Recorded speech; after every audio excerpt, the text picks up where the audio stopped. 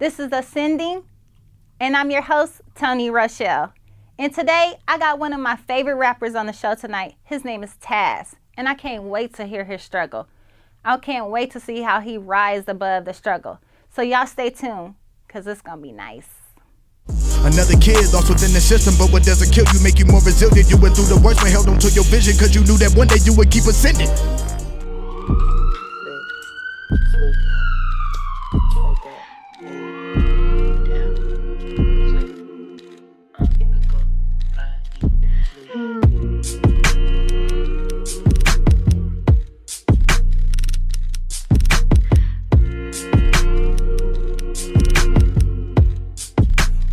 Who the hell wanted with the mighty infamous? The road to get to my stature is infinite. I set the bar up so high it's ridiculous. I set it so high that you have to get on the rocket ship and take a flight just to get to it. Shooting for the stars so I'm not missing it. I'm trying to be the best that ever did the shit. So give me your beat and I'm killing it. Like a power tool I'm drilling it. Dropping singles while I'm stacking my Benjamins. Off the dome with no penmanship. Every verse that I be spitting is venomous. Venomous enough to kill all my nemesis. When they see me they be shaking and trembling. When I show up they don't make no appearances. Cause I'm next up and these haters is fearing it.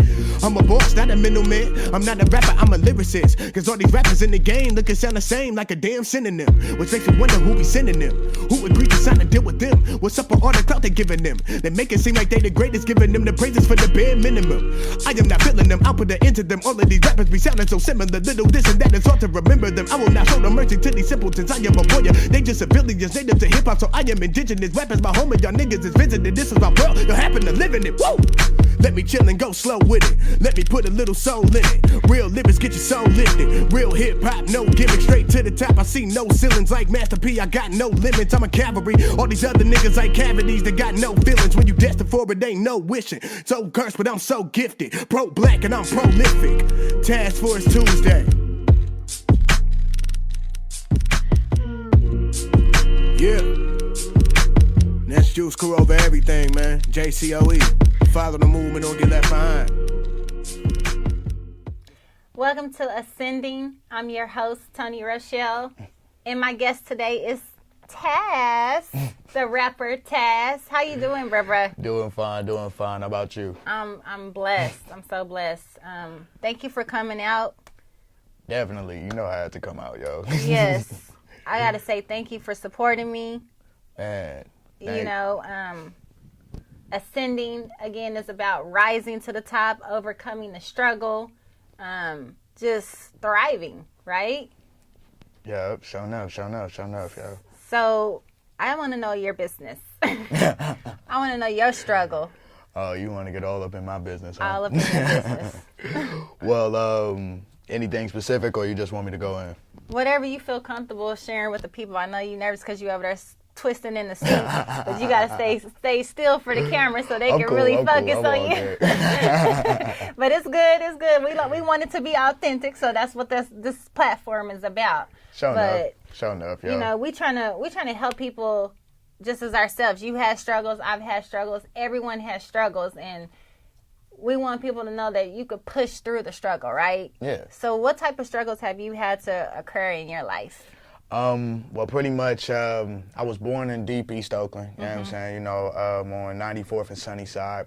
And as far as, you know, with me and my fam, you know, we stayed there for a little while, and it was cool, like, at least for me, because, you know, I was an infant. I didn't know exactly everything that was going on around me and stuff like that. But all I knew is that we had love from the block, love from everybody that we came across. I didn't really realize how crazy things was. Like, we end up having to leave really because of my pops and everything. He ended up getting like too caught up in the street life, got addicted to drugs, and we pretty much end up having to shake spot because it's like things was getting crazy in the household as well as outside. So we end up having to move, unfortunately, and that's when we ended up moving to Pittsburgh. Ooh, you know what I'm so you went to from the ghetto to the...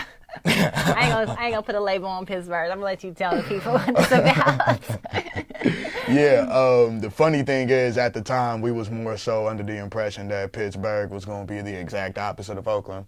So, and it was at first, you know what I'm saying, like when we came out there when I was younger, like, so when we first got out there, it was a real quiet town and everything. Not too many of us Oakland people moved there yet. So He meet colored people. That's what he's saying. Keep it real with the people. nah. It was black folks there too, but I'm just saying, like, just as far as, you know, where people came from, you know what I'm saying? Like, when I first came to Pittsburgh and all of that, the funny thing was, once I started going to school, it was weird for me just because it was like I wasn't used to being around anybody else but black people, because it's like all I'm around is my family. So when I'm seeing all these different races and I'm like coming to the realization of what like a teacher is supposed to do, I completely went against the grain with all of that. There was times I made my teacher cry. There was like just hella shit, and just needless to say, I was a badass little kid. But as time went on and stuff like that, you know, like I had started playing football and all the stuff like that, and kind of like directing my energy into a more positive space.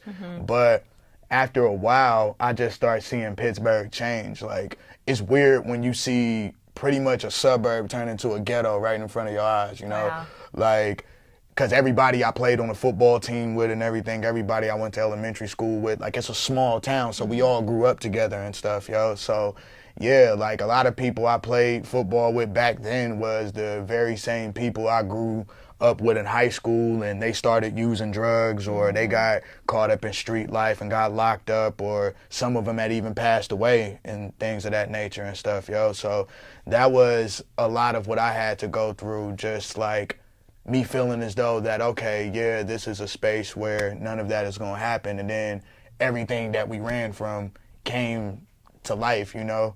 And So how did you end up differently? How did you not end up that person in jail or that person on drugs? What was your outlet?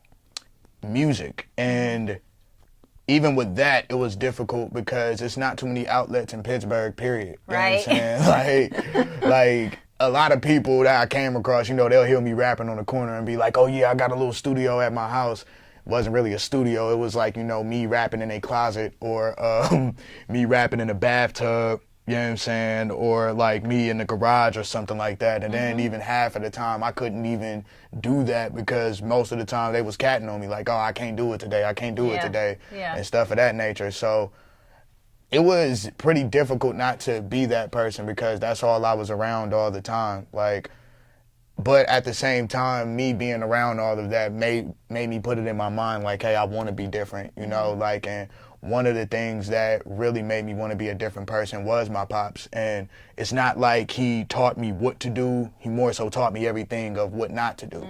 Because, yeah, like once we end up moving out here, I say we stayed out in Pittsburgh for a couple of years, and then he ended up coming back in the picture like, oh, okay, you know, I'm clean now.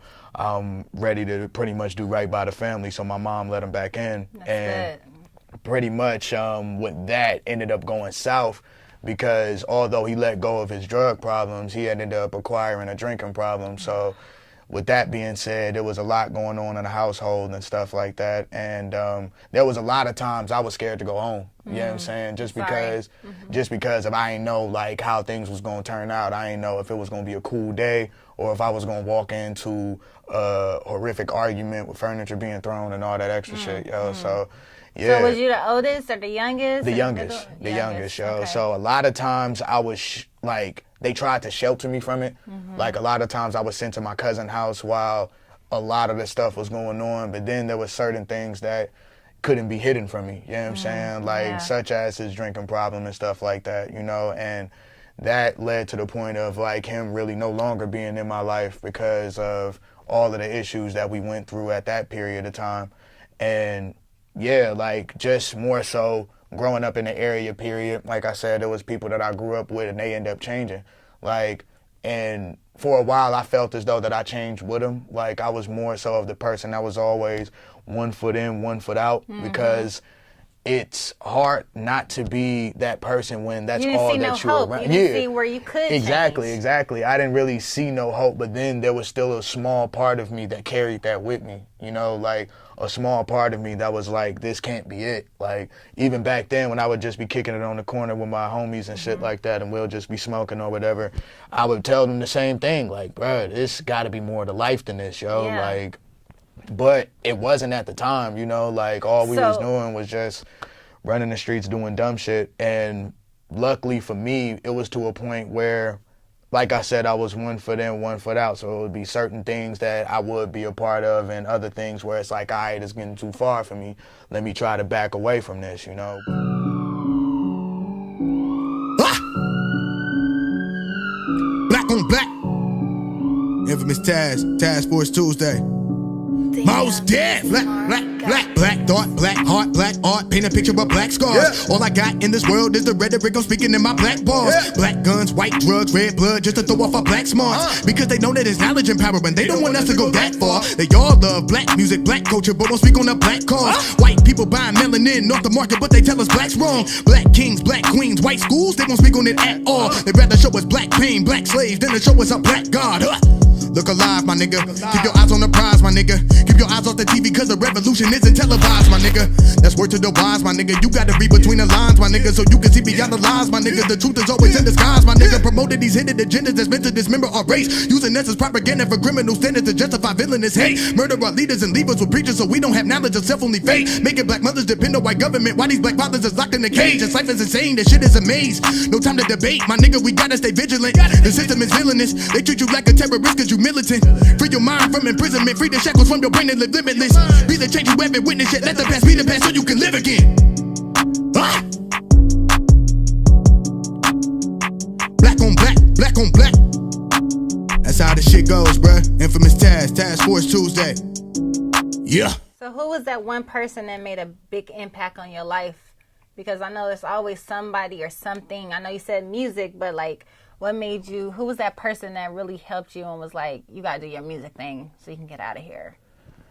Man, I mean, I would just say my family in general, but as far as like getting into anything like specifically and stuff like that, like, well, it was just really my mom, my sister, and my brother.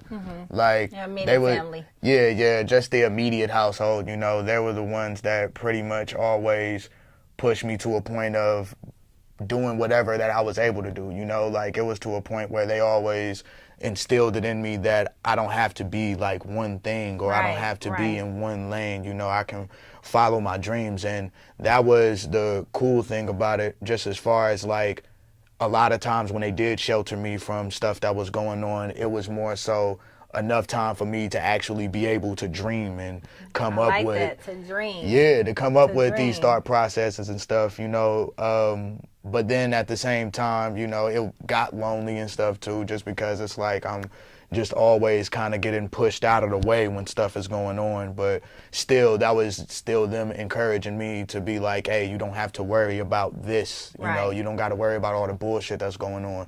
Focus on you, focus on your dreams and stuff like that. And they've always been supportive, like since I was playing Pop Warner and stuff like that. So when I transitioned into music, they was just as supportive. Right. So if it was one thing you could change about your struggle and what you've been through and what you've seen, what would it be? To be honest, nothing. Yeah, I like that. Like, and why you say that? Because even though I went through some messed up times, you know, like as far as things with family members or losing friends, whether they had turned their back on me, went to jail, or ended up being killed, just everything that went on around me, all the pain that I went through, I wouldn't change it just because it made me the person I am today. And I heard it from my friend once, my friend Leo 2 times, and I heard him in an interview, and he was like, without struggle, you know, you would never really know what happess is. You know, I think that's what he said. I'm just kind of paraphrasing it. Shout out to him. But yeah. Shout out, Sam. But yeah, he had said something along those lines, like, you know, without struggle, you're never really going to know what happiness is and stuff, yo. So yeah, like, I feel as though that the struggle that I have went through has made me into what I am today. So I wouldn't change anything. I like that. So how's your relationship with your pops and your mom now?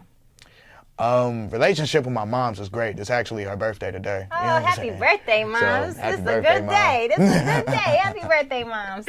Yeah. But as far as with my relationship with my pops, it's still rocky, you know, like it's really not in one of the best spaces. Like, I'm sorry to hear that. Yeah. It's just kind of hard for me to forgive, So that's just more so of where I'm at with that situation. Right.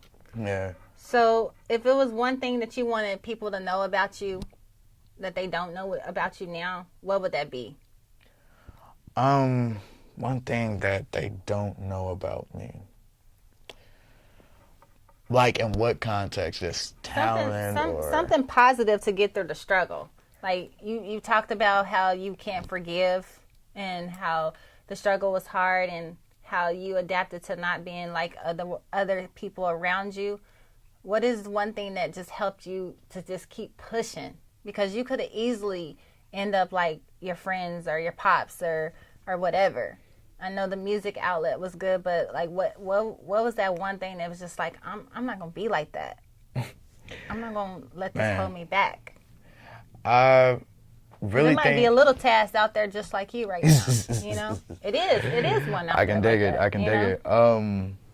Really, it was just to be honest, all I had to turn to was my family and music, really. Like, and that's what more so kept me motivated, because for my family, I was thinking like, okay, with them, it's more so to a point where none of them actually had the time to dream or really fulfill their destinies how they wanted to, because they've always been put into a space where they had to take care of other people. So I know, as far as me being the youngest, I was put into a space where I can actually do something to change that. You know, even back when I was playing football and stuff, you know, they had always seen me like as an NFL player or something like that. They just always saw me doing something big. That's what they instilled in my mind very early, that I had something, you know, that I was going to be able to give to the world. So I felt as though that me being like in a lack of a better way of explaining it, like I felt as though I was like the last hope for my family.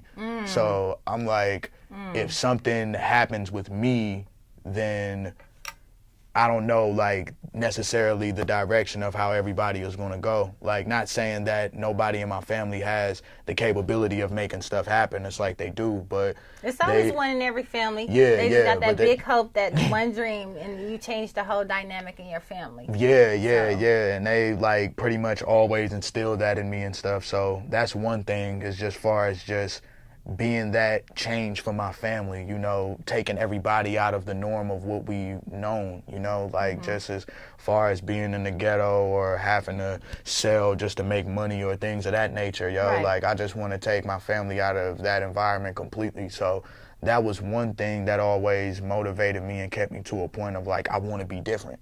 But then also like just the music aspect, period. But like I said, that was really my only outlet, you know.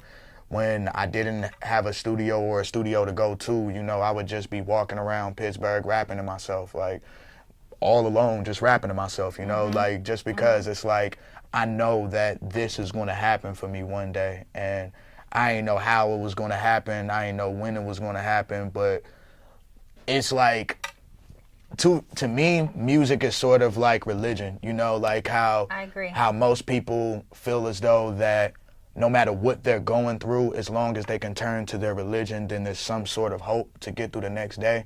That's how I felt about music. It was just like, as long as I can put my pain into lyrics, and as long as I can continue to just even hear music, listen to music, you know, as well as make it, then that's always going to be, you know, the hope for me living on the next day. That was deep right there. I felt that one. That one. Before I let you go, I appreciate you being authentic with me and sharing with the people. Can you just do a little freestyle for them? Just something that you already know, or something that you can just make up real quick? Just a little sample. We're gonna showcase your talent on this show, but just show people a little something. Okay. Look in the camera though. Top in the morning to you, roll a joint and spark it up with joy and splendor, and give praises to the highest beings most important to you. I don't claim no religion, I'm just bringing universal forces to you. I'm a breathing UFO, so go report it, nigga.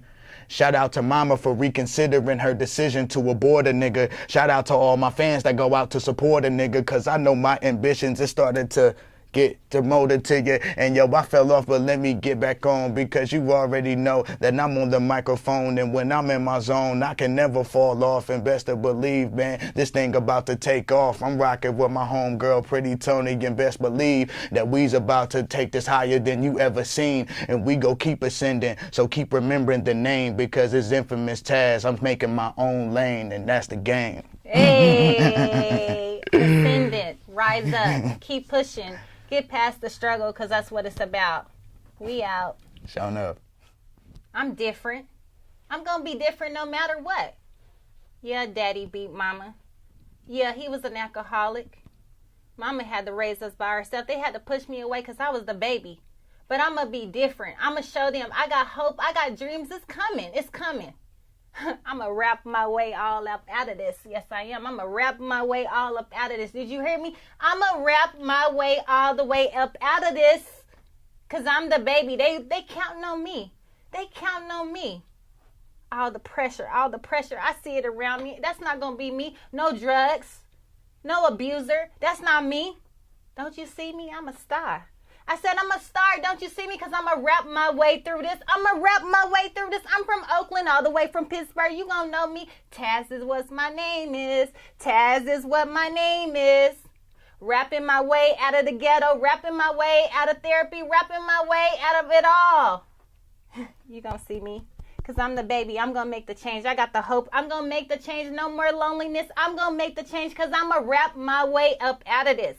Rapping the way out of the struggle. Rapping the way to the dream. Rapping my way up out of this. Because mama got my back. Brother got my back. You ain't got to worry about me, because I ain't going to be nothing like Pops. But that's okay. I'm going to forgive you one day. It's coming. And I might have to just rap it to you, because I'm going to rap my way up out of this. The dream is coming true. The dream is here. I see it because I'm focused. I'm the baby. You know what I mean. You know who I am. I'm Taz.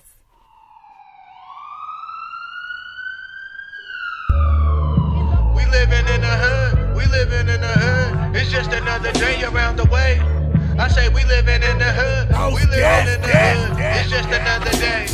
My whole world has been thrown off of its axle. We converted to a time that we swore we never come back to. A point in time when our every move was bounded by shackles, and the only place we were allowed to read was in the chapel. My people curse like when Adam and Eve had bit the apple. But the system always trying to place our feelings in capsules. Rewrite our history, telling us things that isn't factual. Turn us against one another, using money to distract you. But what do you do when your government's out to attack you with intentions of making your races think like pterodactyls? With a thin line between freedom and enslavement starts to crackle. It seems as though my people has always been used as shadow. This goes back to when we was bathing in the motherland. This goes back to when Africans enslaved Africans. All along we've been used as pawns. They traded us for firearms. That's why we spent 400 years picking cotton on the southern farm. Fast forward to 2018, we up against the same thing. People taking little girls and pimping underage teens, while the system keep on building prisons. And that's because they get free manual labor to build their business. Even outside this country, they still in us in Libya. Arabs put a price on our life to get the bigger bucks. This shit's ridiculous.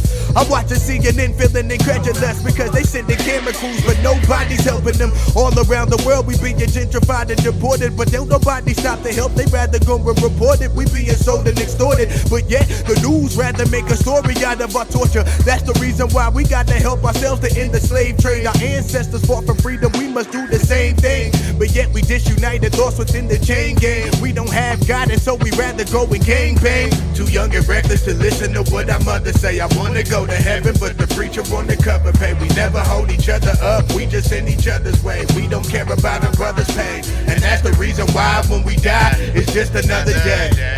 When we die, it's just another day.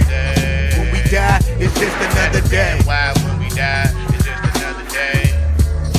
We living in the hood, it's just another day around the way. It's just another day. We living in the hood. It's just another day around the way. Task Force Tuesday. And when your world is falling down, you gotta keep ascending. Gotta keep ascending. Oh yeah. Gotta keep ascending. Yeah. Even at your worst, you gotta keep your vision. That's the only way that you gon' keep ascending. Gotta keep ascending. Oh yeah. Gotta keep ascending. Yeah. Even at your worst, you gotta keep your vision. That's the only way that you gon' keep ascending. Her pain is my pain. Her struggle's my struggle. Shit. I know how it feels when nobody is there to care about your dreams and your hustle. I know how it feels when you living your life on a budget as tight as a huddle. I know how it feels when you stuck in the mud trying to figure out how to rise above the rubble. Now the lost child is a lost teen that can barely read with a pretty smile and low self-esteem, because everyone's telling her without her looks that she wouldn't be anything. But no one knew that she had bigger dreams of acting and hosting on bigger screens, making platforms for people like you and me. So she rose above all of the scrutiny and got a diploma. Although college was around the corner, she said fuck it, I'm chasing my dreams, and she left behind everything in Oklahoma. Now she's stuck in the middle of Oakland, living homeless but never hopeless. She was broke but she was never broken. She just dreaming ambitious and hit up auditions until the day that she was chosen. Now she's reaching her goals, she's getting these roles. She started a family and got her a home, and now she's a host.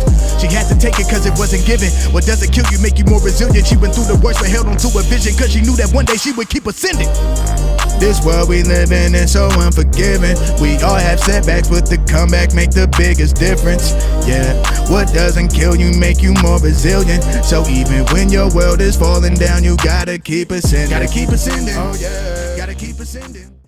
Hi, my name is Toni Rochelle, aka Pretty Toni. I'm a model, actor, as well as a TV host. And today I am here to introduce you to my new show. It's called Ascendings. And for those of you that don't know what that means rising to the top, that means thriving, that means overcoming the struggle.